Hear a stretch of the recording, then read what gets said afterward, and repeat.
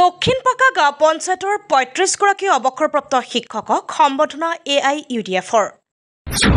ঘৰে ঘৰে গৈ অৱসৰপ্ৰাপ্ত শিক্ষকক সম্বৰ্ধনা জনায় AIUDFৰ কৰ্মীসকলে। AIUDFৰ সম্বৰ্ধনা কাৰ্যসূচীত অংশগ্ৰহণ কৰে মীনাক্ষী ৰহমানে। পবিত্ৰ শিক্ষক দিৱস উপলক্ষে AIUDF দলৰ পাকা বেতবাৰী সমষ্টিৰ কমিটিৰ নিৰ্দেশত শুকুৰবাৰে দক্ষিণ পাকা আঞ্চলিক কমিটিয়ে গাঁও পঞ্চায়ত এলেকাৰ ৩৫গৰাকী অৱসৰপ্ৰাপ্ত শিক্ষকক তেওঁলোকৰ ঘৰে ঘৰে গৈ সম্বৰ্ধনা জনায়।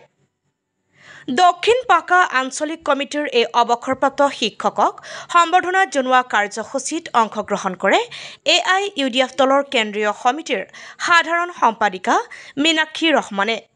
উল্লেখযোগ্য যে কেৱল দক্ষিণ পাকা গাঁও পঞ্চায়তেই নহয়, পাকা বেতবাৰী সমষ্টিৰ প্ৰতিটো পঞ্চায়ততে AIUDF দলৰ নেতাকৰ্মীসকলে অৱসৰপ্ৰাপ্ত শিক্ষকসকলক সম্বৰ্ধনা জনায়। আমাৰ ২৫ নং পাকা বেতবাৰী সমষ্টি কমিটিৰ নিৰ্দেশ মৰ্মে আমি আজি পবিত্ৰ শিক্ষক দিৱসত আমাৰ দক্ষিণ পাকা জিপি কমিটিৰ উদ্যোগত আমি দক্ষিণ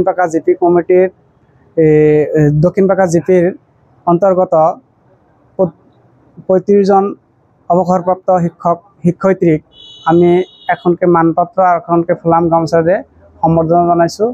আৰু কেইজনমান আমাৰ ঘৰত গৈ পোৱা নাই, তেওঁলোকে হয়তো মেডিকেলত গৈছে, কেইজনমান পাইছোঁ, ২-৩জন ৰৈ গৈছে। আমি পিছত তেওঁলোকক জনাম।